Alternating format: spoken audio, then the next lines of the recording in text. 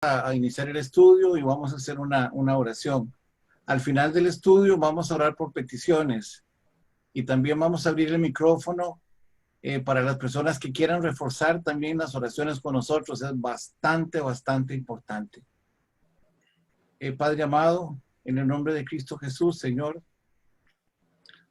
te pedimos, Padre, que seamos instrumentos útiles para tus obras, Señor.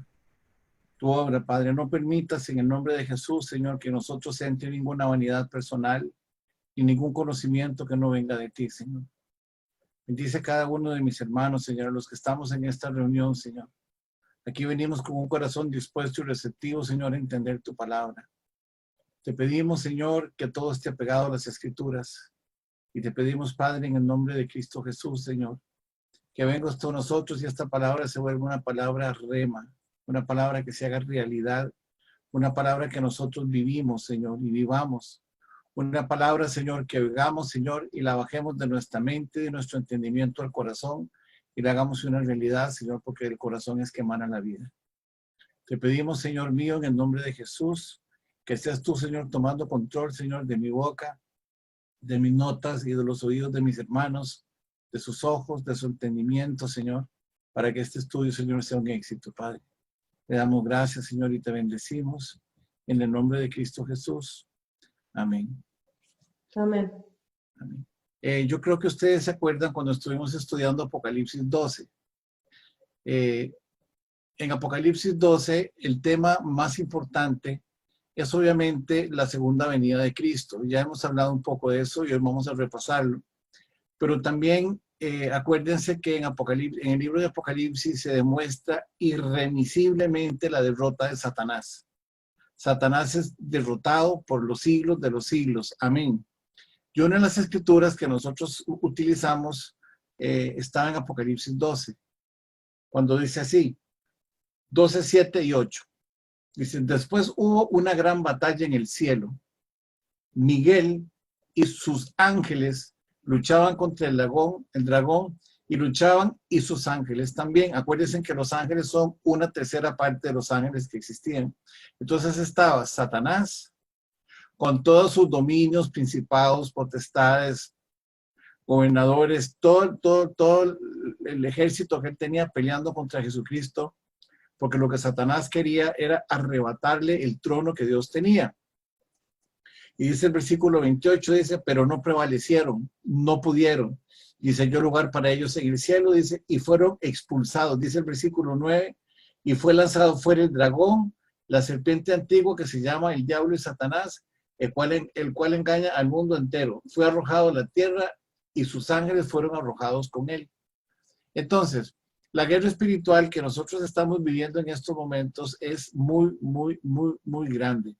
Y obviamente, nosotros estamos preparándonos, pero yo quisiera que no nos preparemos para ser más intelectuales o para hacer un calendario de lo que es el libro del Apocalipsis, sino que nosotros nos preparemos con un propósito. Y ese propósito es que nosotros entendamos qué es lo que va a pasar a aquella gente que no tiene a Jesucristo en su corazón. Eso es lo que yo quisiera, que el Señor ponga en ustedes ese deseo ferviente de rescatar las almas. ¿Cuántas almas se están perdiendo en estos momentos que no conocen a Cristo? Muchas. Y la responsabilidad de nosotros es predicar el Evangelio. Como decía en una escritura que leímos un día de estos, ¿cómo invocarán al Señor si nunca han oído de Él? O sea, nosotros somos los responsables de predicar la palabra de Dios. Y repito, predicar no es hablar, predicar es dar testimonio de que Jesucristo está en nuestras vidas. Bueno, hoy el domingo, yo voy a estar hablando de Apocalipsis. Voy a dar, creo que el tiempo no va a ser suficiente porque voy a dar la enseñanza. Hoy vamos a tener una visión desde las señales hasta el milenio y qué va a pasar en el milenio. Vamos a estudiar todo ese tema. Las notas ya las tiene Hermes, las notas se las van a enviar. Esas notas van a ir creciendo. Quiere decir que yo estoy redactando una especie de documento. ¿Saben qué es una antología? Una antología es un resumen de notas mías propias y de otros autores también, para que ustedes tengan un solo documento. Eso es una antología. De manera tal que la antología empezó la semana pasada, cuando terminamos y repasamos las notas de lo que se llamaba la pretribulación. Nosotros somos pretribulacionistas. ¿Por qué es importante la doctrina de la tribulación? Porque si usted no cree que la iglesia se va antes de que Jesucristo venga, pues entonces este estudio no es con la doctrina que usted quiere tener. Y vamos a ir aclarando aquí, entre hoy y el domingo, vamos a ir aclarando muchísimas doctrinas importantes con respecto al estudio del Apocalipsis. Pero hoy vamos a empezar nosotros con el estudio que tenemos aquí en la mano y vamos a ver si podemos contestar a todas las preguntas que yo les envié a ustedes hoy temprano. Les dije así, hermanos, yo sé que somos conscientes de que estamos con una, no, ese no es el estudio del Apocalipsis, eso es de guerra espiritual. La nota que les mandé está más arriba. Dice así, hoy tenemos el estudio bíblico a las 8 p.m. y el tema es panorama en la profecía. La primera pregunta es, ¿por qué debe regresar Jesucristo? Vamos a ir contestándolas una a una, cada una de las preguntas que nosotros tenemos ahí. ¿Por qué debe de regresar Jesucristo? Primero que todo, yo quisiera explicarles a ustedes algo, y ahorita les voy a dar los versículos. Es muy usual que cuando ustedes estén estudiando el libro del Apocalipsis, la gente les diga que es la historia del futuro. O sea, parece una contradicción. La historia, que se supone que es pasado, del futuro. Vamos a entender un poquito el concepto. La historia del futuro, a lo que se está refiriendo aquí es que para Dios, lo que Él está narrando a Juan, que es la revelación de Cristo, ya eso para Él se dio. Él vive en un eterno presente. Pero para nosotros no ha acontecido. Por eso es que Satanás sabe que está derrotado, porque el hombre vive en una cuarta dimensión. ¿Cuál es esa dimensión? Largo, ancho, profundidad y tiempo. En esa dimensión vive el hombre. Jesucristo vino en una dimensión superior, porque cuando Jesucristo se le presentó a los apóstoles, no había nada que la limitarle. Simplemente pasó por la puerta cuando estaban en el aposento alto y él ingresó y nada lo limitó. Es un cuerpo transformado. Nosotros sí tenemos una limitación. Entonces, el Apocalipsis es la historia del futuro. ¿Por qué es la historia del futuro? Porque Juan vivió con Jesucristo, fue testigo de las obras de Jesucristo. Juan no murió durante la vida de Jesús, él se esperó hasta el final, fue llevado cautivo, preso a la isla de Patmos por orden del emperador Domiciano, más o menos en el año 95 después de Cristo, y estando él en la isla de Patmos, Dios le revela a él todo el libro del Apocalipsis en cumplimiento de San Juan 21, que ya también lo estudiamos, para que él viera lo que iba a acontecer en el tiempo con la profecía bíblica. Y Juan llega y ve hasta el final, él ve hasta el capítulo 22. Entonces Juan está escribiendo la Biblia, Juan está escribiendo el libro del Apocalipsis porque el Espíritu Santo se lo está revelando a él y es lo que está haciendo en estos momentos, lo que está haciendo Dios. Dios le está diciendo a Juan lo que va a pasar y Juan está tomando nota de todo lo que va a acontecer. Entonces eso es lo que vamos a estudiar hoy. Dios es un eterno presente. Y vamos a buscar ahora unas escrituras más adelante. Entonces, ¿por qué es que Jesucristo va a venir? Porque la verdad más cierta en la Biblia, más cierta que nosotros vamos a morir físicamente, es que Jesucristo va a venir. Si usted realmente cree y es un verdadero cristiano, usted se va a dar cuenta que la razón más importante que tenemos nosotros de estar aquí apartados del mundo es que sabemos que tenemos una esperanza de vida que es mucho más importante que la que nosotros estamos viviendo en estos momentos. Entonces, ¿por qué Jesucristo va a regresar a la tierra? Es bien importante y eso lo vamos a ir desglosando poco a poco. Jesucristo va a regresar. Voy a dar la respuesta de una vez y después lo vamos a ir desglosando. Él va a hacer dos cosas. Una, va a venir por su iglesia y la va a llevar al cielo. Y la segunda, él va a volver con su iglesia para juzgar al mundo de pecado. Ahí se resume todo lo que vamos a estudiar. Vamos a estudiar hoy rápido, obviamente de una manera muy somera, entre hoy y el domingo, que Jesucristo nació, murió, vivió, murió y resucitó. Esas son las cosas que nosotros vamos a estar estudiando el día de hoy. Así es que poco a poco vamos a ir desarrollándolo. ¿Qué estoy tratando con estos primeros estudios? De que usted vaya teniendo una mente bien amplia y bien abierta de lo que vamos a estudiar. Cuando usted tenga en su mente el concepto claro de qué se trata, como por ejemplo en Mateo 24, las señales que estaban hablando a partir del versículo 4 en adelante hasta el 44, ya sabemos que se refería al pueblo de Israel y que esas señales no le corresponden a la iglesia. Ya lo estudiamos también, cuando en el estudio pasado hablamos de Primera de Corintios 15, del 50 al 54, hablamos de Primera de Tesalonicenses 4, del 13 al 18, y hablamos de la promesa directa a la iglesia de Filadelfia en Apocalipsis 3:10, donde él está diciendo a la iglesia que ellos no van a pasar la prueba que ha de pasar el mundo. Ahora vamos a ir abriendo un poquito el panorama, porque es importante que nosotros entendamos la posición pretribulacionista, donde nosotros no vamos a pasar, ¿de acuerdo? La tribulación la pasa la iglesia ahora. En estos momentos es que la iglesia la pasa. ¿Por qué? Porque nosotros tenemos que apartarnos del mundo. Hechos 14 a 22, eso nos indica. Él nos está diciendo, en el libro de Hechos está advirtiéndole a la iglesia lo difícil que va a ser ingresar al cielo, porque vamos a tener que pasar muchas pruebas. Esas pruebas que el Señor nos manda a nosotros son las que nos van a corregir para ingresar. Por eso está escrito también, y Pablo lo dijo así, en Romanos 8:28, donde él dice, todas las cosas nos ayudan a bien a los que amamos al Señor. Entonces, todas las pruebas que nosotros estamos viviendo en estos momentos solamente tienen un propósito. El propósito es mostrarnos a la iglesia lo que va a suceder. Segunda cosa, ¿qué va a pasar en el milenio? En el milenio nosotros vamos a tener todavía muchísima más enseñanza directamente de Jesucristo, de lo que es vivir en el reino de los cielos, porque nosotros vamos a tener que aprender a vivir en el reino de los cielos. ¿Cómo? Después del juicio. Eso lo vamos a ir estudiando un poquito más adelante, pero esa es la visión. Entonces, ¿para qué vino? ¿Para qué se escribió el libro del Apocalipsis? Es para mostrar la eternidad de Dios y de Jesucristo.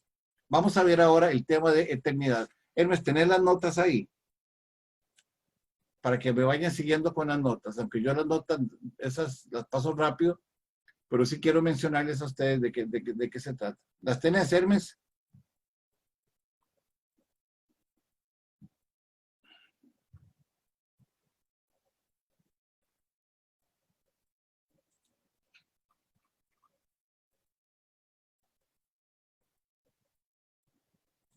Bueno, si no está Hermes, tengan la Biblia en la mano, para que vayamos leyendo escrituras. Las notas... Sí, aquí la tenemos. No, digo, la Biblia. Ah, ok, la Biblia sí. La Biblia sí la tiene. Ok, vamos a ver la eternidad de Dios. Voy a pasar varios versículos. 2 versículos no están en el libro del Apocalipsis, pero los restantes, o sea, hay 3 versículos que no voy a mencionar del libro del Apocalipsis y 4 que sí son del libro del Apocalipsis. ¿Ok? Si quieren, se los voy a dictar para que tomen nota antes. O sea, si Hermes aparece, entonces lo vamos a poner con él. Pero si no, apunten ahí las notas. Uno es Eclesiastés 3:15. Eclesiastés 3:15. ¿Ok?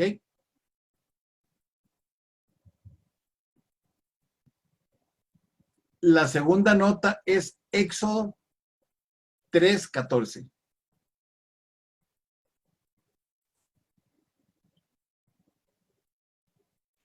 La tercera nota es Isaías 6:2. Isaías 6:2. Todas las demás son del libro de Apocalipsis. Todas las demás que les voy a decir son del libro de Apocalipsis.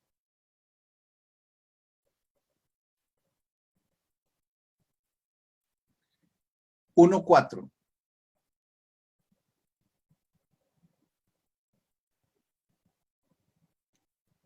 1:8.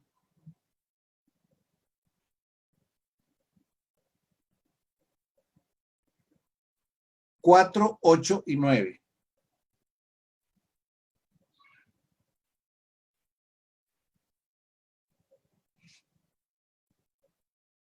Y 22, 13.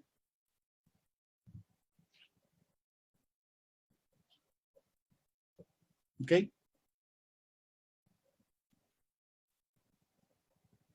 Bueno, nada más se las estoy dando porque en el estudio están, pero Hermes no sé si se salió, qué fue lo que pasó.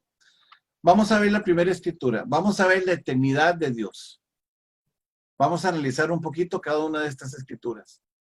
Dice Eclesiastés 3:15, porque lo que vamos a ver es que Dios es un eterno presente.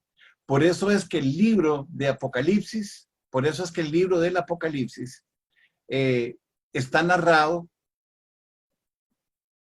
en el año más o menos 95 después de Cristo, y está narrando lo que va a pasar después del año 2020 que estamos ahora, y si faltan 5, 6 o 7 años, ya fue narrado todo eso.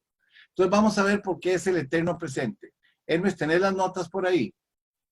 Bueno, el primer versículo dice así, dice, en Éxodo, ahí la tienen. Espérame. Ok. A la página 2 directamente, Hermes. Ahí están las escrituras. Ya no hace falta que las busquen porque ahí están todas. Vean lo que dice la escritura, dice, Eclesiastés 3:15 dice así. Aquello que fue en el pasado, ya es en este momento. Lo que ha de ser, fue ya, también es en este momento, dice, y Dios restaura lo que pasó. Entonces, lo que aconteció desde la fundación del mundo hasta el día de hoy, para Dios es un presente. Lo que va a suceder de hoy hasta el final del mundo, para Dios también es un presente. Entonces, esta escritura está aquí puesta para que nosotros entendamos que Dios es un eterno presente. Vamos a ir a la segunda escritura. En el libro de Éxodo, cuando Dios llama a Moisés para que Moisés se presente donde el faraón, Moisés le hace una pregunta y le dice, Señor, o Jehová, ¿de parte de quién le digo que voy? Y entonces Dios le contesta a él y le dice, y respondió Dios a Moisés y le dice, yo soy el que soy. No le está diciendo, yo fui el que fui, ni yo seré el que seré. Le está respondiendo en el mismo presente. Le dice, yo soy el que soy. Y dijo, así dirás a los hijos de Israel, yo soy el que soy. Yo soy el que soy. Entonces aquí hay una cosa muy importante. Ese yo soy el que soy es exactamente los mismos 7 yo soy de Jesús. Los 7 yo soy de Jesús también significan que hay un eterno presente. Ese eterno presente que nosotros tenemos delante del Señor es las, y voy a buscar las 7 características del yo soy, 7 yo soy. Le doy un segundito para dárselos.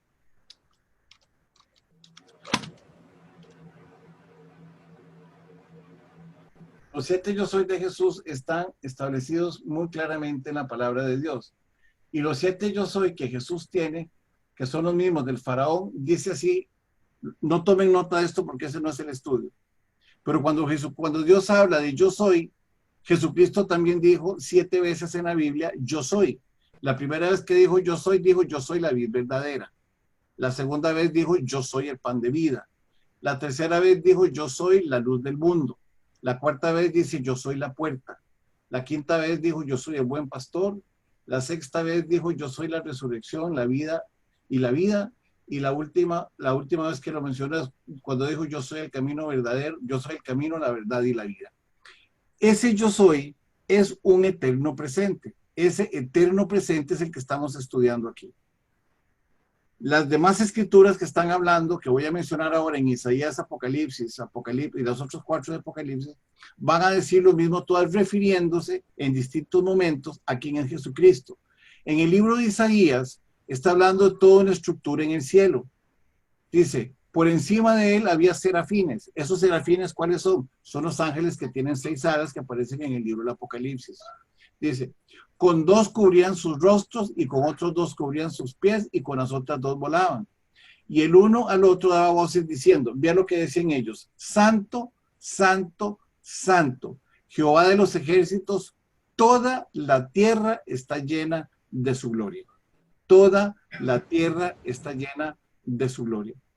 La expresión un poquito cambiada dice así, en 1:4 dice, Juan, a las 7 iglesias que están en Asia, gracia y paz a vosotros, del que es, del que era y ha de venir, y de los 7 espíritus que están delante del trono. Aquí estamos hablando de la Trinidad. Aquí se aparece la Trinidad. Las 7 iglesias representan a Jesucristo. Dice, gracia y paz, dice, del que es, el que era y el que ha de venir es el Padre. Entonces está, las 7 iglesias representan a Cristo. El que era, el que es y el que ha de venir es el Padre, Dios Padre. Y los 7 espíritus son el Espíritu Santo. ¿A dónde están ellos? Delante del trono.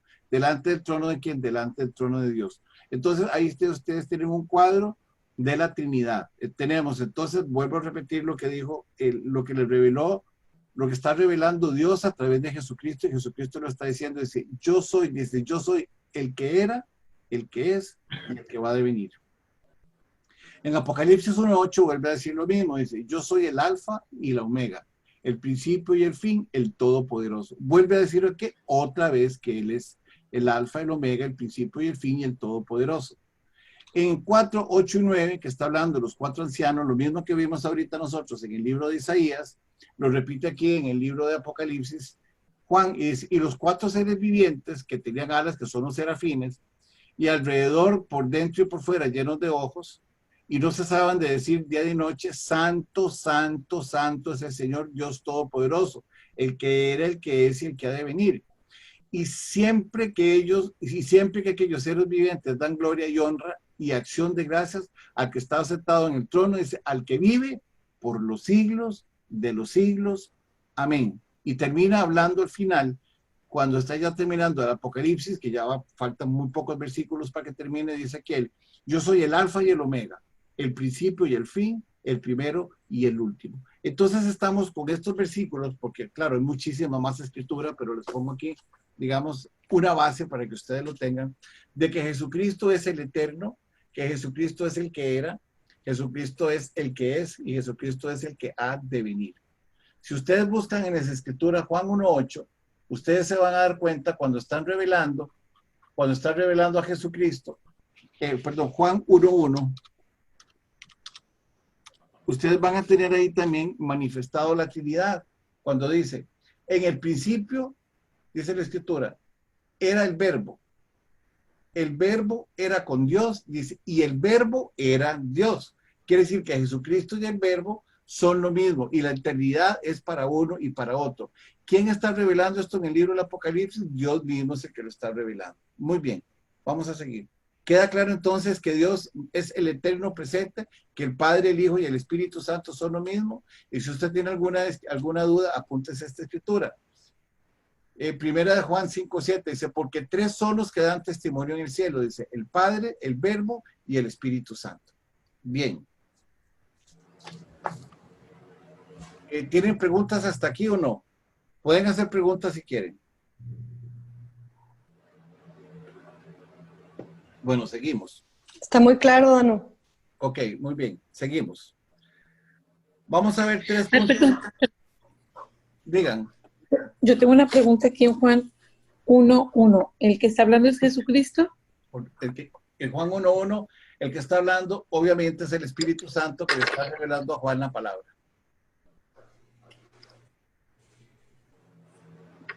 Habla el Espíritu Santo. Ok. Correcto.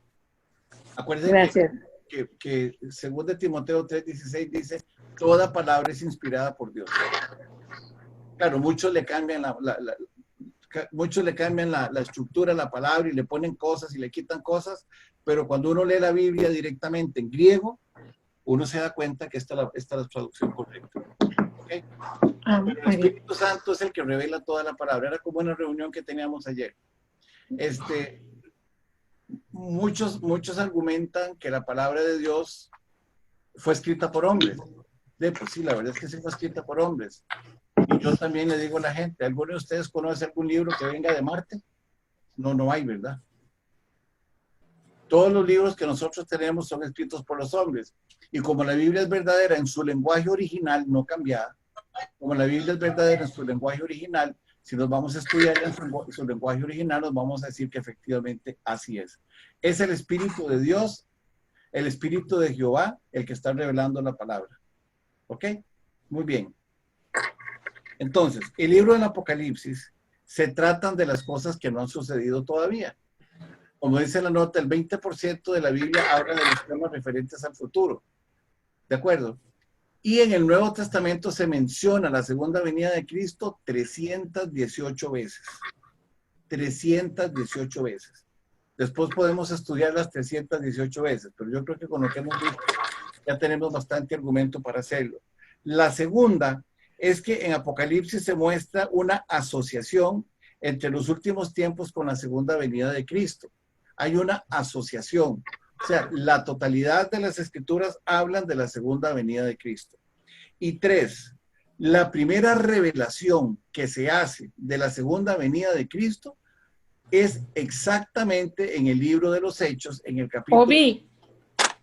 capítulo 1, versículos 10 y 11, cuando dice así: y estando ellos con los ojos puestos en el cielo. Cuando Jesús, cierren los micrófonos, por favor. Cuando Jesucristo fue llevado al cielo, entonces dice así: y estando ellos con los ojos puestos en el cielo, entre tanto que él se iba, se pusieron junto a ellos dos varones con vestiduras blancas. Esos dos varones con vestiduras blancas son dos ángeles. Él iba subiendo y ellos lo vieron con sus ojos. Y entonces aquí viene la primera revelación que hace lo que hacen los ángeles con respecto a la iglesia de Cristo. Y dice el versículo 11: los cuales también le dijeron, varones galileos, ¿por qué estáis mirando al cielo? Este mismo Jesús que ha sido tomado de vosotros al cielo, así vendrá como le habéis visto. Jesucristo va a venir así como él se fue. Y eso aparece en Apocalipsis 19. Ya algo hemos visto de eso. Cuando Jesucristo venga con su iglesia, dice en Apocalipsis 1:8, dice que todo ojo le verá y harán lamentación. ¿Por qué? Porque Jesucristo se fue y Jesucristo volverá. Entonces Jesucristo volverá y todo ojo le verá cuando él venga, pero él viene con su iglesia. Muy bien, vamos ahora a seguir. La esperanza del cristiano es la gloriosa venida del Salvador. Entonces vamos a ver qué es lo que revela. Vamos a empezar de aquí en adelante a hablar de la gloriosa venida del Salvador.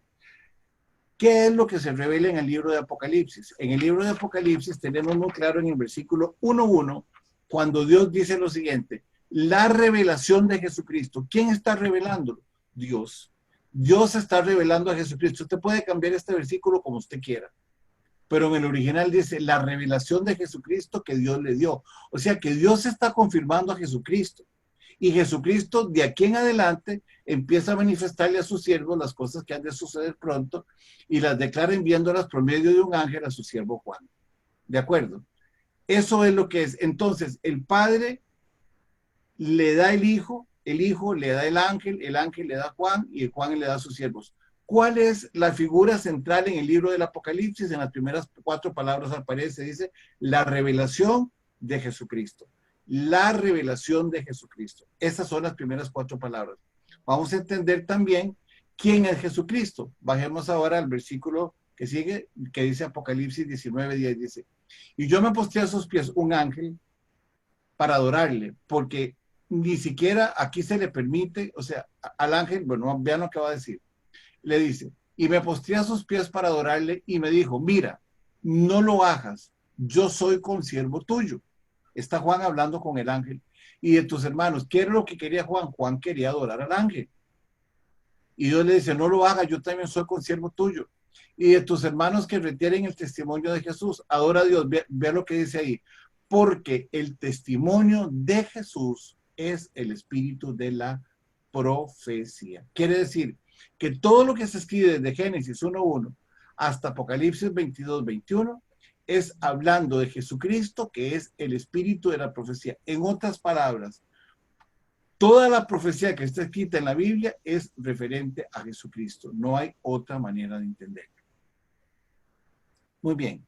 Entonces la pregunta es, ¿por qué debe de regresar Jesucristo por tu iglesia? ¿Qué vimos ya? La eternidad de Dios. Y hemos visto que en el libro de Apocalipsis, que es un eterno presente para Dios Dios está revelando quién es Jesucristo. Dios revela a Jesucristo y Dios dice que Jesucristo es el espíritu de la profecía. Y Jesucristo es Dios. Ok. Entonces vamos a ver de aquí en adelante. Dice, Jesucristo debe de regresar. Me faltó una nota. Debe regresar por su iglesia y debe de regresar al mundo para juzgarla. Entonces, la pregunta inicial es, ¿por qué Cristo debe regresar a la tierra? Vamos a ver las escrituras que sustentan lo que yo estoy diciendo. Dice, por lo cual le está diciendo al pueblo, salid en medio de ellos y apartaos, dice el Señor, que es lo que nos pide a nosotros. Él a nosotros nos pide que nos apartemos del mundo y nos dice, apártense de ellos. Eso también aparece en Apocalipsis 18:2, en Apocalipsis 18, cuando él le dice, que no le dice a la gente, salgan de la iglesia corrupta, salgan, y les dice, y apartados, dice el Señor, no toquéis lo inmundo, no entren ustedes al pecado, y dice, yo os recibiréis. Esa es una instrucción que le da a la iglesia. A la iglesia le está diciendo, apártese del mundo, porque yo los voy a recibir. En el libro de Efesios 5, 22 y 27, refiriéndose al marido y a la mujer, ya sabemos, como ya lo estudiamos también anteriormente, que el marido, que el padre es Dios y que la madre es Israel.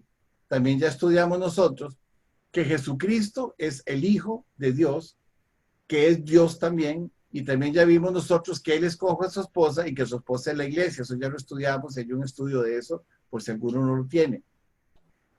Entonces dice, maridos, amad a vuestras mujeres, así como Cristo amó la iglesia y se entregó a sí mismo por ella. Aquí Jesucristo se entrega él mismo por su iglesia. Él es el que se entrega por su iglesia. Dice, ¿para qué? Para santificarla, habiéndola purificado en el lavamiento del agua del agua por la palabra, a fin de presentarla a sí mismo como Jesucristo muere por su iglesia y la purifica. ¿Para qué? Dice, para que sea una iglesia gloriosa, que no tuviese mancha, ni arruga, ni cosas semejantes, sino que fuese santa y sin mancha. Jesucristo va a recibir a la iglesia. Jesucristo viene y muere por su iglesia. Él se entrega a sí mismo por su iglesia, para que su iglesia sea gloriosa, que no tenga mancha, ni cosas semejantes, sino que sea santa. ¿Qué dice en Apocalipsis 19, 7 al 9? Él dice que Él vendrá por su iglesia. ¿Cómo lo menciona aquí? Le dice, gócense, gocémonos, dichosos, disfruten y alégrense y démosle gloria. Dice, porque ha llegado la boda del Cordero y su esposa se ha preparado. Su esposa es la iglesia. Va a haber una unión simbólica entre Dios y la iglesia, entre Jesucristo y la iglesia, entre el Padre, el Hijo y el Espíritu Santo y su iglesia, la iglesia que ellos limpiaron, dice. Y a ella se le ha concedido que se vista de lino fino, limpio y resplandeciente, porque el lino es las acciones justas de los santos. Eso significa el lino, para que lo tomen en cuenta de una vez. El lino son las acciones justas de los santos. Dice, la cena de las bodas del Cordero. Y dice el ángel, que está hablando con Juan, y le dice, y el ángel le dijo, escribe, bienaventurados los que son llamados a la cena del Cordero, y me dijo, estas son palabras verdaderas de Dios. Muchos son los llamados y pocos son los escogidos. Él está hablando de la iglesia que Dios llamó. Acuérdense de aquella escritura que está en San Juan 15, 16, cuando el Señor dice, ustedes no me andaban buscando a mí, yo los andaba buscando a ustedes para que ustedes dieran mucho fruto. La iglesia que Él llama es la que Él escoge, no la que le escogen a uno, ni tampoco la que no se casa con Jesucristo. La iglesia que se escoge es la que Dios escoge para que Jesucristo funde su iglesia. Y en Apocalipsis 21:2 al final dice, vi un cielo nuevo y una tierra nueva, porque el primer cielo y la primera tierra pasaron y el mar ya no existe. Ve lo que dice aquí. Y yo, Juan, vi la ciudad santa, que es Jerusalén, la nueva Jerusalén, dice, la nueva Jerusalén, no dice la vieja Jerusalén. Este mundo va a ser destruido, no va a existir más. Dice, y yo vi la nueva Jerusalén descender del cielo y dice, de Dios, dispuesta como una esposa ataviada para Jesucristo, para su marido que es Jesucristo. Entonces, ya aquí nosotros estamos entendiendo que Jesucristo va a venir por su iglesia. ¿Por qué va a venir por su iglesia? Vamos a repasarlo.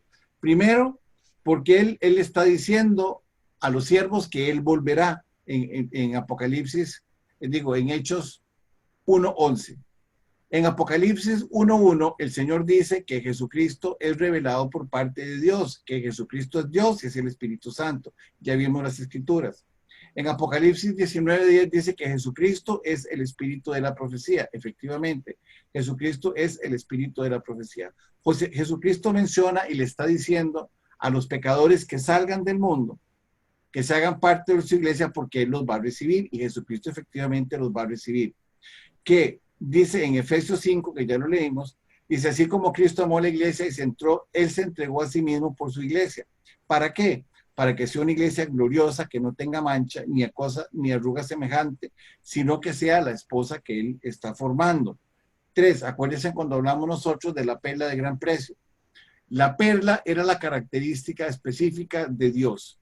La perla de gran precio a la que nosotros nos estamos refiriendo es aquella concha donde se le metía una basurita y la perla empezaba a sufrir y a sufrir y a sufrir y empezaba a secretar sustancias hasta que se formaba una perla. Esa es la iglesia, la perla que Jesucristo forma, que aparecía en Apocalipsis 13. Dice también que Jesucristo va a venir y va a hacer las bodas del Cordero. Y finalmente dice que Dios descenderá con su iglesia y que van a estar en la Nueva Jerusalén. Eso es lo que nosotros hemos estudiado hasta aquí. ¿Tienen dudas?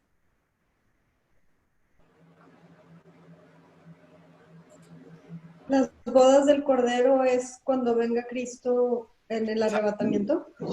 No, ya el arrebatamiento se dio. Cuando Jesucristo vuelva con su iglesia a juzgar al mundo, okay. Y después viene la guerra en el Armagedón. Ok. Ok. O sea, viene con la iglesia va a ser parte de los llamados a la guerra del Armagedón y entonces van a derrotar a Satanás ahí. Eso es, pero eso lo vamos a ver más adelante. Aquí no estoy entrando en detalles. Ok. Okay. Muy bien, vamos a ver. Jesucristo es la esposa del Cordero. Efectivamente es el tema. Cristo es la esposa y la iglesia. Cristo es el esposo y la iglesia es la esposa. Dice, se disfrutarán de las bodas del Cordero, habrá una unión simbólica y será por toda la eternidad. Eso ya nosotros lo vimos, no voy a entrar mucho en eso. Paralelamente a las bodas del Cordero, durante ese periodo de tiempo que nosotros tenemos ahí, nos vamos a dar cuenta de lo siguiente.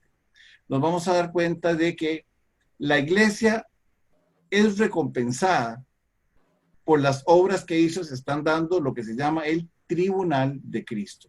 El tribunal de Cristo es lo que se va a estar dando paralelamente a lo que está aconteciendo en la tierra. Muy bien.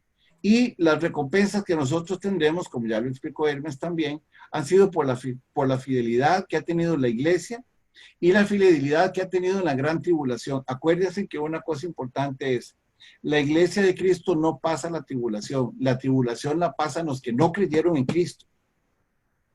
Ellos son las que la van a pasar, la iglesia de Cristo no la va a pasar. Y hay que entender también que hay tres pueblos, como decía 1 Corintios 10:32, está la iglesia, están los judíos y están los gentiles. Ahora vamos a ver, quiero hacer una distinción y también voy a profundizar esto más adelante. Cuando estamos hablando de los judíos, no estamos hablando exactamente de los hebreos. Cuando estamos hablando de los judíos, estamos hablando de los que vivían en Judá.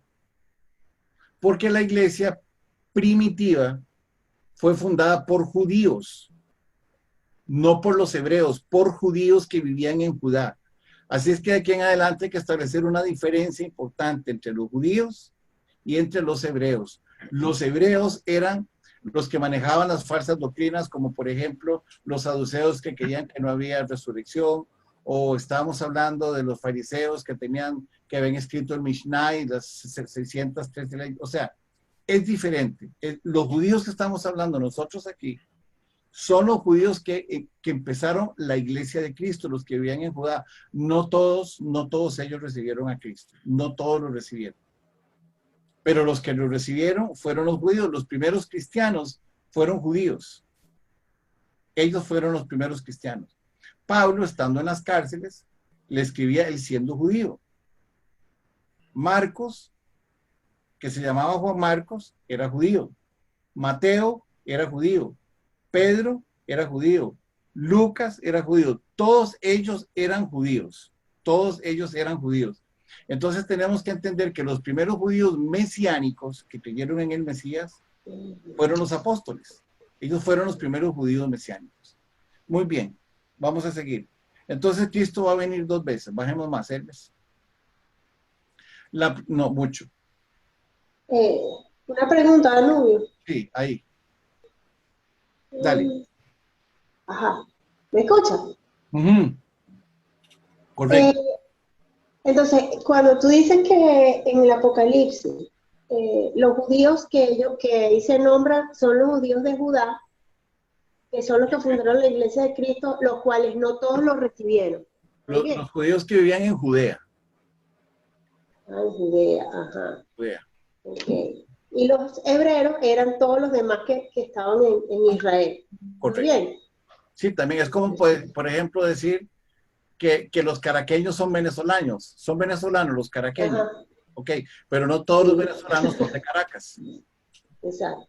Ok, eso es lo que quiero decir. O sea, que también eran hebreos, pero los que vivían en Judea eran los judíos a los que se refiere la iglesia en ese momento. Ok. Ok. Y más adelante habla, pero hago la distinción, porque cuando se habla de las 12 tribus de Israel, estamos hablando de los hebreos y de los judíos todos en aquel momento, no los judíos mesiánicos, porque aquí no hay duda de que las 12 tribus de Israel son literales, son 12 tribus de Israel. ¿Ok? Muy bien. Entonces vamos a ver. Debe regresar Jesucristo para juzgar al mundo. Vamos a ver 3 cosas. 1, la primera, sí viene porque va a recibir la iglesia en el aire. ¿Quién es esa? Esa es la iglesia. Cuando la iglesia se va a haber un periodo de 7 años profetizados por Daniel. Esos 7 años es los que se va a desarrollar todo el tiempo de la tribulación y la gran tribulación. ¿Quiénes lo van a pasar? Los que no creyeron en Cristo, según de Tesalonicenses 2. Los que no creyeron en Cristo van a pasar ese periodo. Y vamos a ver, para razones del tiempo, porque la palabra de la profecía es completa. ¿La iglesia lo va a pasar? No, no lo va a pasar. Porque una de las características más importantes es que dice que el anticristo en estos momentos no puede actuar porque hay quien lo detiene. Ese quien lo detiene es el Espíritu Santo. Eso usted lo puede ver desde Génesis 1:2 en adelante. Entonces, cuando el Espíritu Santo se va, ya la iglesia no está en la tierra. ¿Quiénes van a quedar? Pues los que no creyeron en Cristo Jesús. De eso se trata. ¿Y a qué va a venir Jesucristo? Después de los 7 años, porque dice, la segunda venida de Cristo va a durar 7 años. ¿Desde cuándo? Desde el momento en que la iglesia se va hasta el momento en que Jesucristo descienda con su iglesia. Van a pasar 7 años. ¿Y para qué van a pasar 7 años? Vea lo que dice aquí.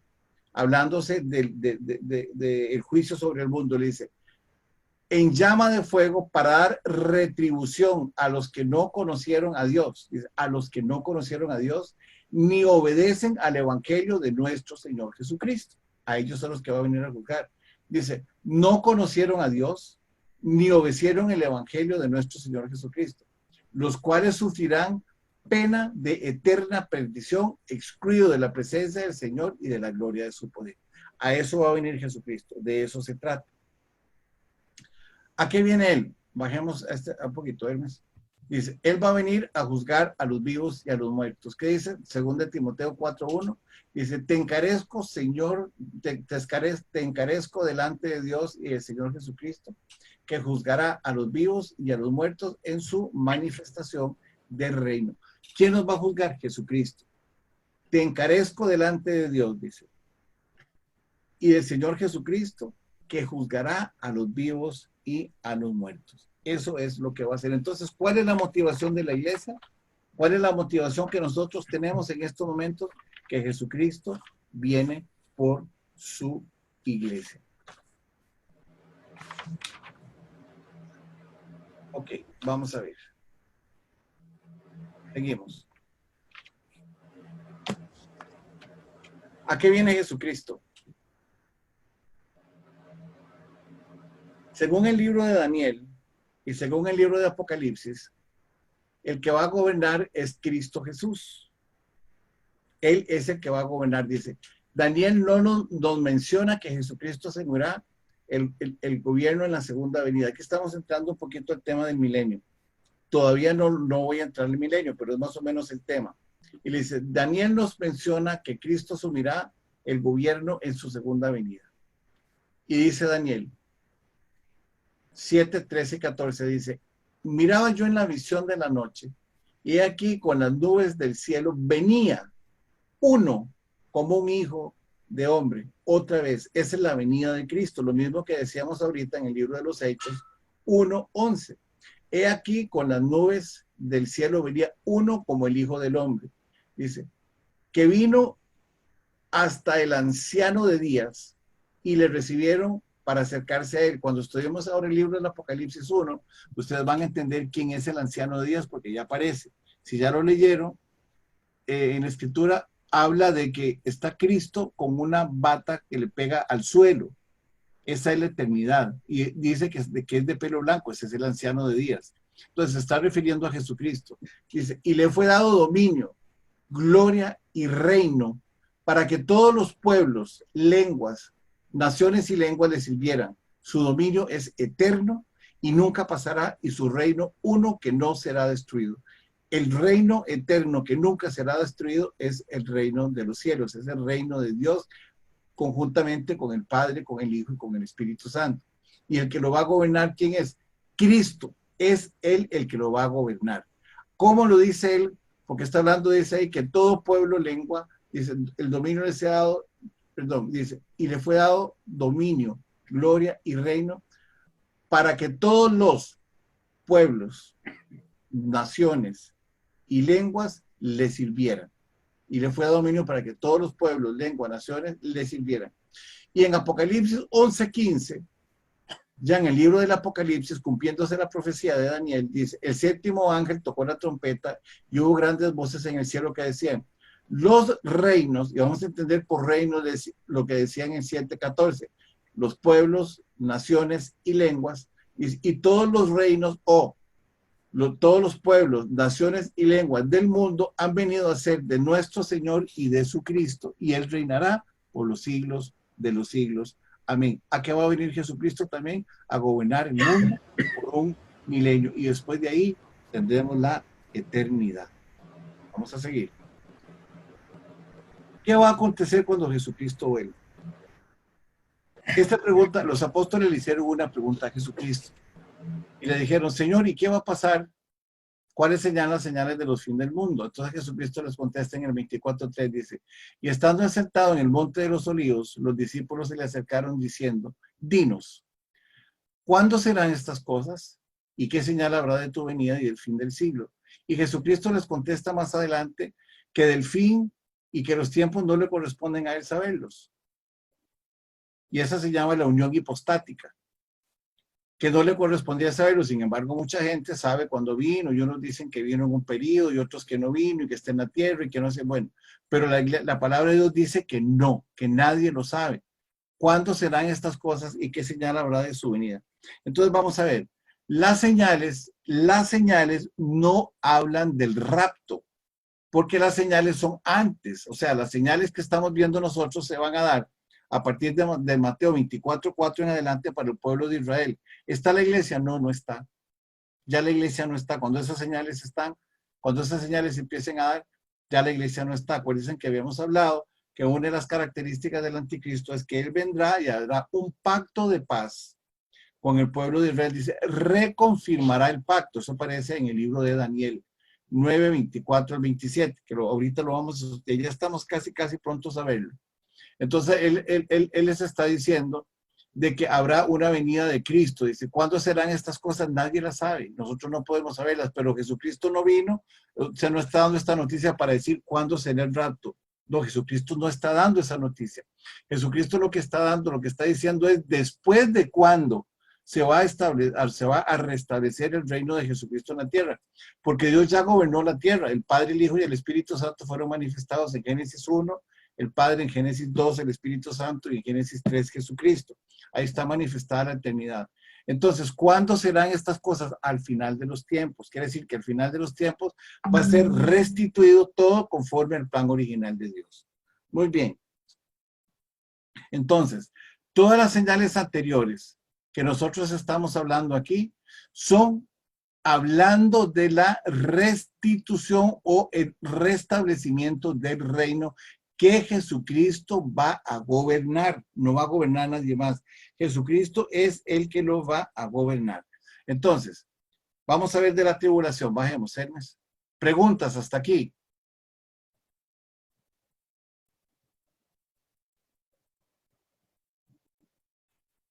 Seguimos con la tribulación. Para que se produzca la tribulación, primero que todo, la iglesia es sacada mediante el arrebatamiento o rapto.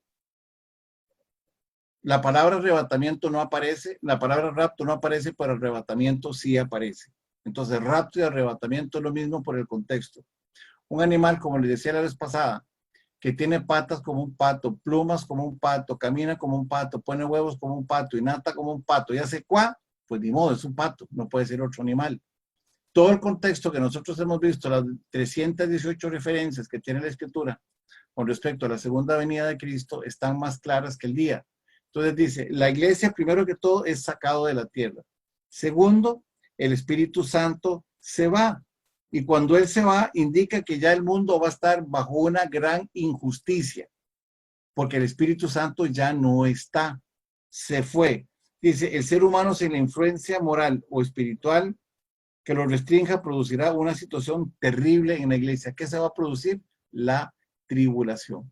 Ahora, los eventos son tratados en el Apocalipsis a partir del versículo, no es 11, es 8. Del 8 al 18. Del 8 al 18, y la duración de todos estos eventos será exactamente de 7 años. Los eventos van a durar 7 años. Dice, los creyentes no están destinados a pasar por ese periodo de conflicto. Por eso es importantísimo que nosotros hablemos de la pretribulación. Hay unos que creen que van a pasar toda la tribulación, otros que creen que se van a la mitad de la tribulación. Ustedes ya tienen los argumentos bíblicos para entender que no es así. Nosotros no pasamos la tribulación. La iglesia se va. Apúntenlo para que no se les olvide. Apocalipsis 3:10. Apocalipsis 3:10 básicamente es donde dice que la iglesia no pasará la tribulación. Ok, seguimos nosotros. Entonces, y ahí lo tienen el versículo, dice, Apocalipsis 3 dice, por cuanto has guardado la palabra de mi paciencia, yo también te guardaré de la hora de la prueba que ha de venir sobre el mundo entero para probar a los que moran sobre la tierra. Estamos hablando aquí en la iglesia de Filadelfia. En la iglesia de Filadelfia, después de que a través de Martín Lutero es rescatada la verdad de la Biblia, a través de Martín Lutero, es rescatada la verdad de la Biblia, entonces aparecen todas las falsas doctrinas habidas y por haber durante ese periodo de tiempo. Entonces, ahí aparecen una serie de ¿cómo se llama? De falsas iglesias y de falsas doctrinas durante ese periodo, y empiezan a cambiar muchas cosas que al fin y al cabo llegamos nosotros que no son bíblicas. ¿Cuáles son las 5 solas de Martín Lutero? Vamos a ver, dice, primero, la primera son 5, yo voy a mencionarlas, pero el estudio no se trata de esto. La primera es que dice que solo la gracia es suficiente, como dijo Pablo, bástate mi gracia. La segunda es la fe, porque sin fe es imposible agradar a Dios. Entonces, la segunda es la fe. La tercera es solo Cristo. Esa es la tercera sola, solamente Cristo. La cuarta es solamente la Escritura. Si usted tiene confusión con respecto a la Biblia que usted tiene en su mano, pues búsquese usted una traducción correcta entre el griego y el español. Y búsquese una traducción correcta entre el hebreo y el español, para que usted pueda entender en la fuente original de qué es lo que se trata. Y la tercera sola es solo gloria. Solo la gloria de Dios. Nada más. Son 5 solas las que nosotros tenemos. Solo gracia, solo fe, solo Cristo, solo la Escritura y solo la gloria. Esas son las 5 solas. Esas 5 solas es las que Martín Lutero rescata en el año de 1517 al final de la iglesia de Sardis. Es las que él rescata. Entonces, al final de la iglesia, y ya a partir de ese momento es que se llama la iglesia de Filadelfia, que se llama la iglesia misionera. La iglesia de Filadelfia significa la iglesia misionera, donde Dios habla una palabra, Dios abre las puertas para que la iglesia se profese. Obviamente, Satanás se vuelve a meter otra vez y empieza a confundir todas las doctrinas. Eso lo vamos a ver cuando entremos nosotros a estudiar las iglesias. Pero eso es lo que él hace. Él primero empieza con la iglesia de Éfeso, llevando a los hombres a hacer las obras de los hombres, que es la iglesia de Éfeso, y va desarrollando la iglesia hasta llegar nosotros al final, que es la iglesia de la Odisea, que es la iglesia tibia, que es la iglesia muerta, que es la iglesia que no produce fruto, que es la iglesia que estamos viviendo nosotros hoy en día. Muy bien. ¿Cuáles son las 3 características que van a ver durante la tribulación? Una, ahí la tienen ustedes, es el castigo mundial. Ese castigo viene escrito en un libro. Ese libro tiene 7 sellos. El libro tiene 7 sellos. Dentro de los sellos, no es que hay 21 libros, no hay 21 libros, hay 7 sellos. Cuando se abre el 6º sello, el 6º sello tiene una manifestación y en el 6º y en el 7º sello aparecen, vean, en el 7º sello están incluidas 7 trompetas y en las 7 trompetas están incluidas las 7 copas. Entonces, hay un libro que tiene 7 sellos que solamente Jesucristo pudo abrir. Obviamente no para castigar a la iglesia, sino para castigar a los que no creen en Jesús. Dentro de esos 7 sellos están contenidas 7 trompetas. Y dentro de esas 7 trompetas que están contenidas en los 7 sellos, están las 7 copas de la ira. Eso lo vamos a ver más adelante, pero no es que hay 7 sellos y otro libro aparte que tiene 7 trompetas y otro libro aparte que tiene 7 copas. No, eso no es lo que dice. Lo que dice la Escritura es que nosotros tenemos 7 sellos y dentro de esos sellos están contenidos las 7 trompetas y las 7 copas. ¿Con cuál es el propósito? Con el propósito de castigar al mundo pecador. Ahora, ¿por qué hay 7 sellos, 7 trompetas y 7 copas? Eso aparece descrito en el libro de Daniel. Y está contra su pueblo y Jerusalén. Entonces se está refiriendo a los judíos, no se está refiriendo a la iglesia. Ya también hicimos un estudio de la iglesia. La iglesia aparece definida en Isaías 2, versículos 1 y 2. Ya ese estudio lo tenemos, como ya les mencioné, por si alguno no lo tiene. Pero entonces se está refiriendo a los judíos y dice, ¿cómo se llama ese tiempo? Si se llama tiempo de angustia de Jacob. Se llama el tiempo de angustia de Jacob. Vámonos a Jeremías 37, Hermes. Bajemos un poquito, ahí está.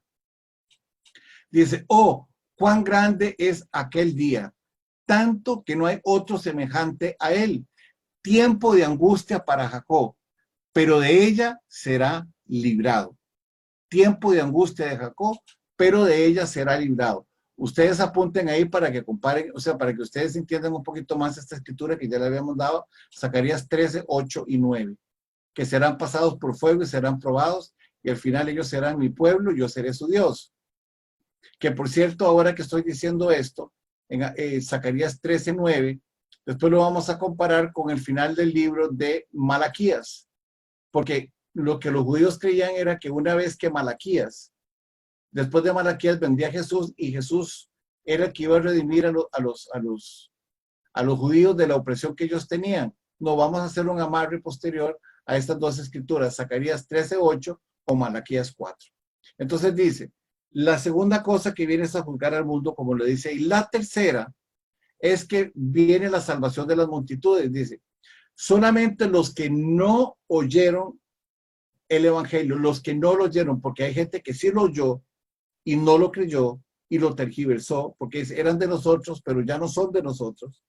Le dice, solamente los que no oyeron el evangelio, las buenas nuevas de Jesús, ante el rapto tendrán la oportunidad de oírla durante la tribulación y no creerán y morirán como mártires por la fe. O sea, después de la tribulación, cuando ya estamos en la tribulación, el Espíritu Santo no va a estar no va a estar en la iglesia. No es que se va, él no va a estar presente, ya no va a haber justicia porque el que va a gobernar es Satanás. Por lo tanto, la vivencia de Cristo Jesús es diferente. Ellos van a creer, como lo vamos a ver en Apocalipsis 6, 9, 10 y 11, de que ellos van a creer en la palabra de Dios y van a morir creyendo por la palabra de Dios. Entonces, ¿a dónde vemos nosotros eso? La fe es suficiente para la salvación, dice, porque por fe en el Antiguo Testamento, ya lo habíamos estudiado también, otro estudio que nosotros hicimos muy al principio, de que en el Antiguo Testamento la gente se salvaba por creer en Dios. La gente se salvaba por creer en Él y eso era suficiente. Dice, a Abraham le fue contado por justicia. Habla también de Enoc, habla también de Elías, habla de todos ellos. Entonces, la fe era suficiente. Pero en el Nuevo Testamento, como ya Jesucristo vino y la profecía se cumple, dice lo siguiente. En 2 Tesalonicenses 2, del 9 al 12, que es lo que les estoy diciendo. Las personas que no creyeron en Cristo Jesús, ¿qué es lo que tienen? Dice aquí, inicuo, que es el anticristo, cuyo advenimiento es por obra de Satanás. El anticristo viene por obra de Satanás, con gran poder y señales y prodigios mentirosos, con gran poder, señales y prodigios mentirosos, dice, y con todo engaño de iniquidad para los que se pierden, por cuanto, vean lo que dice ahí, por cuanto no recibieron el amor de la verdad para ser salvos. No recibieron a Jesucristo con el amor de la verdad para ser salvos, dice. Por esto Dios les envió un poder engañoso para que crean la mentira. O sea, van a creer la mentira, están creyendo hoy la mentira y seguirán creyendo la mentira. Y el 12 dice, a fin de que sean condenados todos los que no creyeron a la verdad, sino que se complacieron en la injusticia. Entonces, las personas que tuvieron la oportunidad de recibir a Cristo Jesús y no creyeron en su verdad, están en estos momentos siguiendo un espíritu mentiroso, o como le dijo en el libro de Romanos 11:29, 11:18, es un espíritu de estupor para que sus ojos no vean ni sus oídos oigan. Dice, a fin de que sean condenados todos los que no creyeron a la verdad, sino que se complacieron en la mentira. Después de la tribulación, ¿qué es lo que va a acontecer? Bajemos, Hermes. Va a aparecer el hombre, el anticristo. ¿Qué va a hacer el anticristo? El anticristo dominará el mundo. Dice, pues toda la maldad de este hombre se encarnará en él y aparecerá como la palabra bestia. La palabra bestia es terrible. Como una bestia para azotar a sus seguidores. Va a azotar a sus seguidores. Porque a los hijos de Dios en ese momento, porque ya Jesucristo no está, a los que creen que ya Jesucristo vino, Dios los va a guardar. Y lo vamos a ver cuando estemos en Apocalipsis 9. Dice, para azotar a sus seguidores y aparecerá Cristo y acabará la gran tribulación en la tierra con la batalla del Armagedón. Quiere decir que durante la tribulación el anticristo va a azotar a todos los que no creyeron en Cristo. Por eso se llama anticristo, no se llama antidios. Se llama anticristo. El Padre, el Hijo y el Espíritu Santo son uno. Y vendrá con su iglesia, ¿para qué? Para la gran batalla final, que es la batalla del Armagedón. Vamos a ver varias cosas ahora. Vamos a hablar del milenio. El anticristo dice será una bestia, y está en Apocalipsis 13, algo de eso ya lo vimos, pero vamos a estudiarlo más adelante. Y dice, y me paré sobre la arena del mar y vi salir del mar una bestia. O sea, de las multitudes saldrá una bestia. Entonces es conocido como la bestia, que tenía 7 cuernos, 7 cabezas y 10 cuernos. Eso ya lo habíamos estudiado también, pero lo vamos a volver a repasar. Vamos a ver qué va a pasar durante el milenio. Durante el milenio, bajemos un poquito más, Hermes. Dice ahí, vamos a leerlo subrayado. Dice, un solo ángel, bajó del cielo con las llaves del abismo y una cadena en la mano. Dice el versículo 2, un solo ángel perdió al dragón.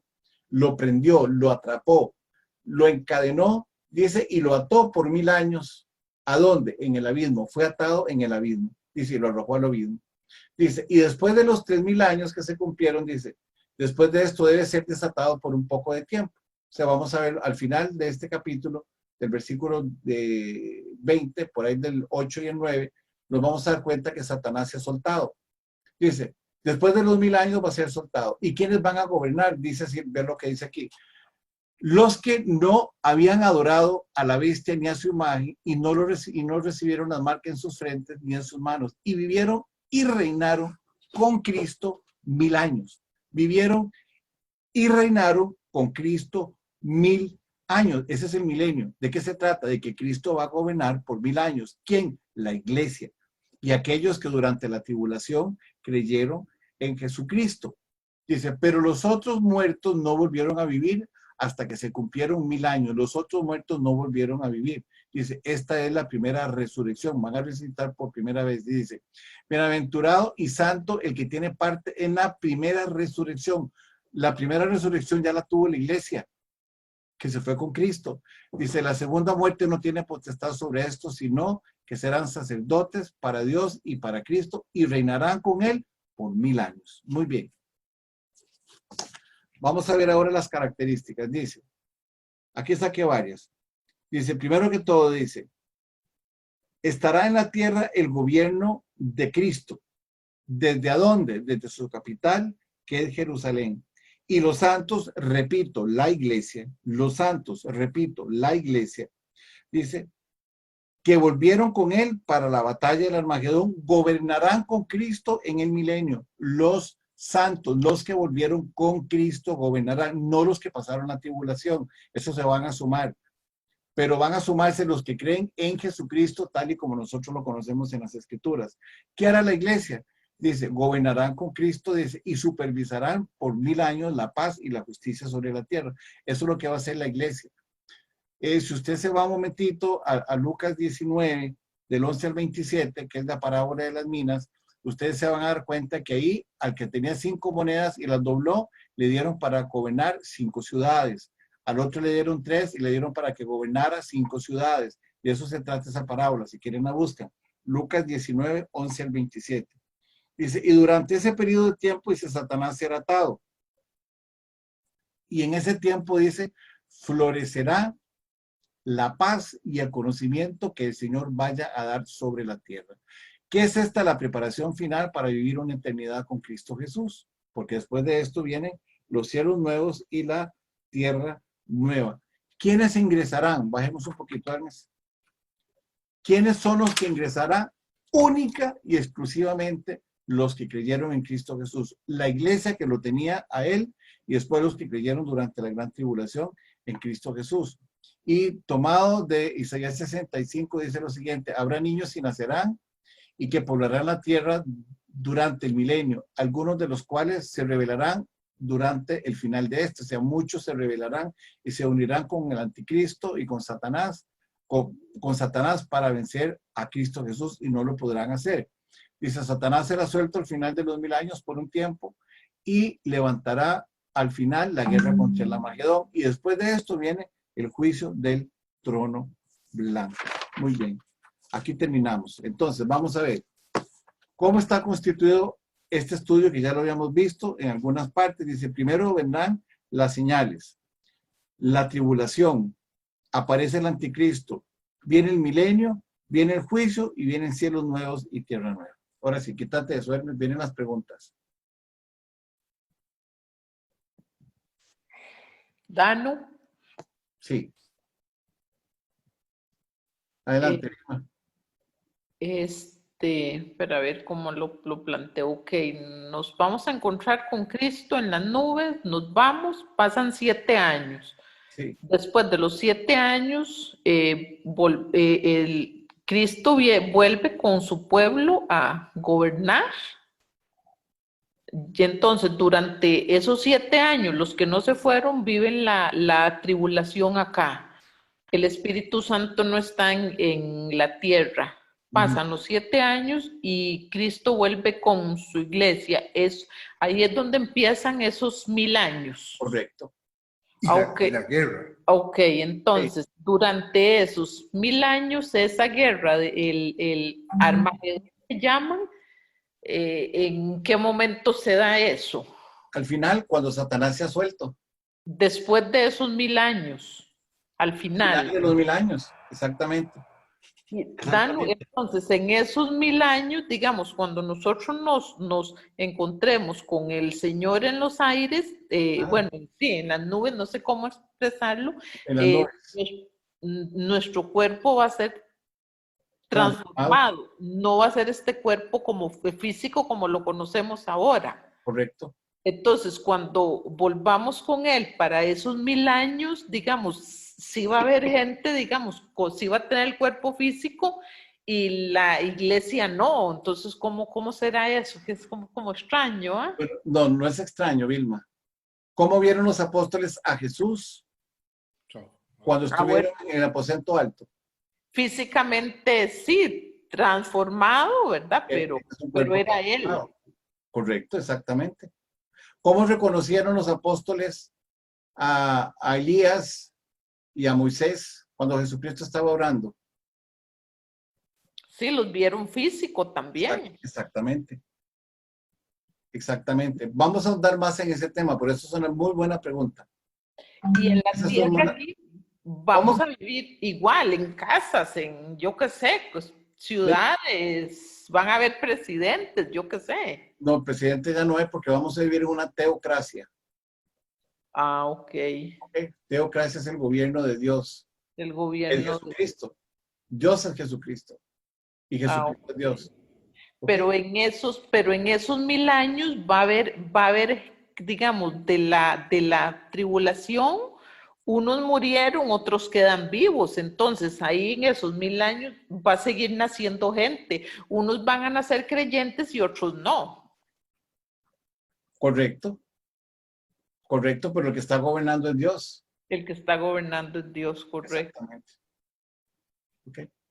Puede leerse Jeremías, déjame darte la escritura, porque esto está extraído de ahí. Jeremías 65.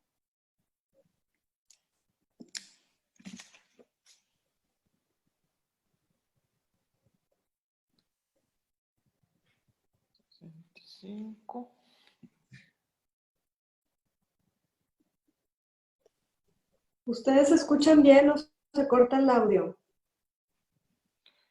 Nosotros escuchamos bien. Yo Ustedes escucho bien. Ajá. A mí se me corta. A mí también. Como que se hace lenta la voz y se traba tantito. Ese es el internet, hermana, en su casa. Porque ahorita a mí también se me desconectó. Gracias. Sí. No, perdón, es Isaías 65, Jeremías 65 no hay, perdón. Ok. No hay. No me dijo, ¿verdad, Inés?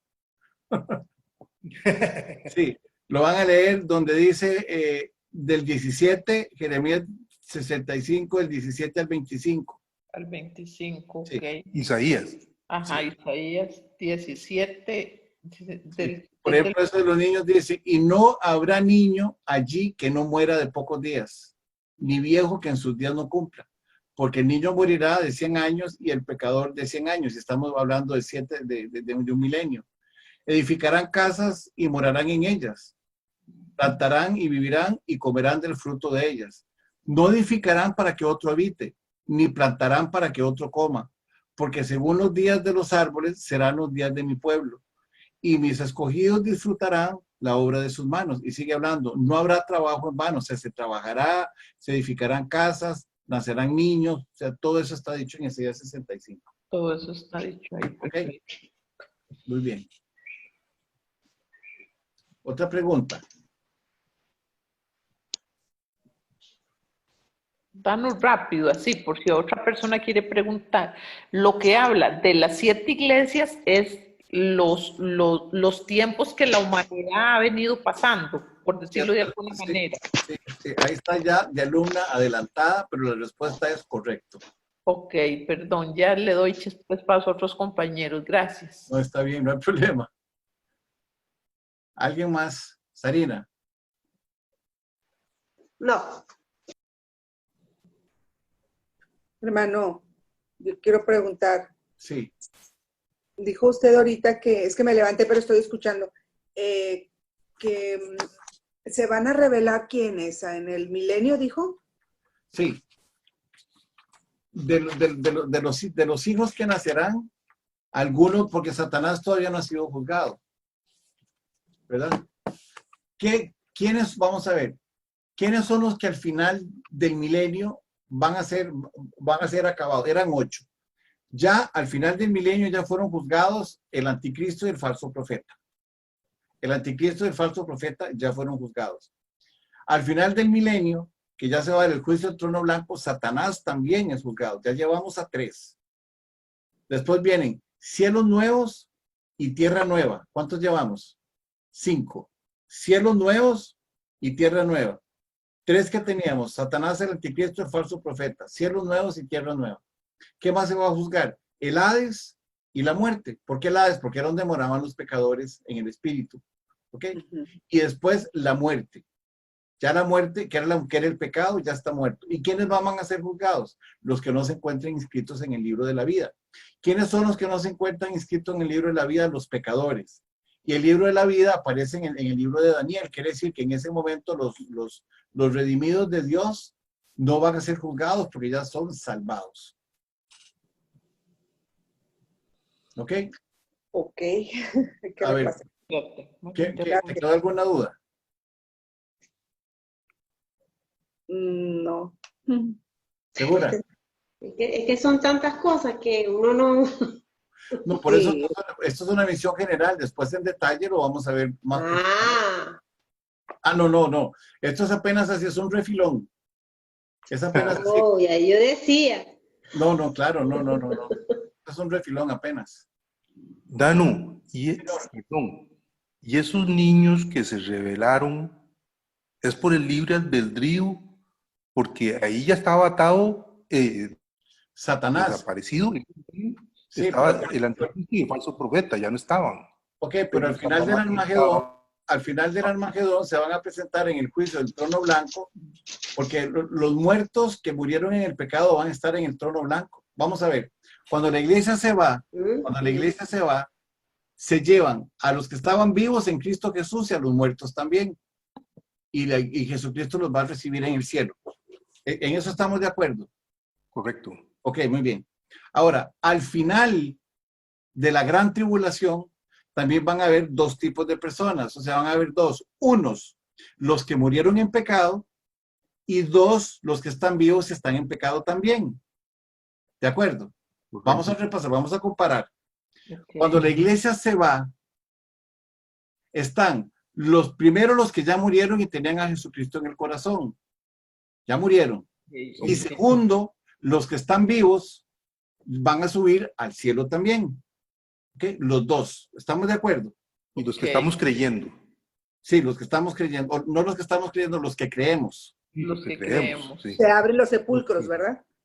Exactamente. Pero ahora viene al final. Ahí están los del Antiguo Testamento en Mateo 27.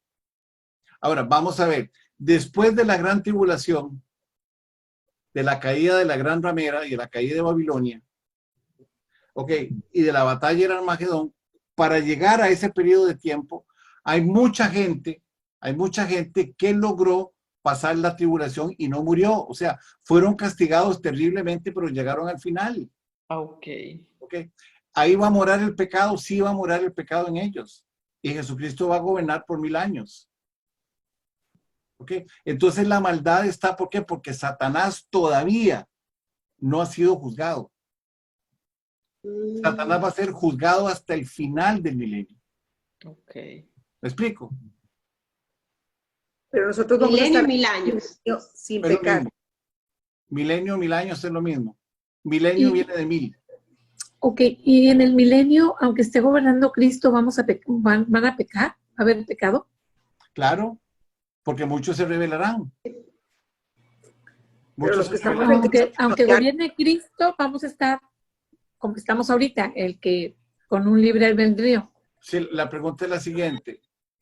Jesucristo va a instruir durante ese periodo de 1000 años y van a haber grandes enseñanzas para su pueblo. Pero Satanás no ha muerto y han venido personas que pasaron la gran tribulación y la tribulación y están vivas todavía con pecado. No han muerto porque el juicio del trono blanco todavía no se ha dado. No se ha dado.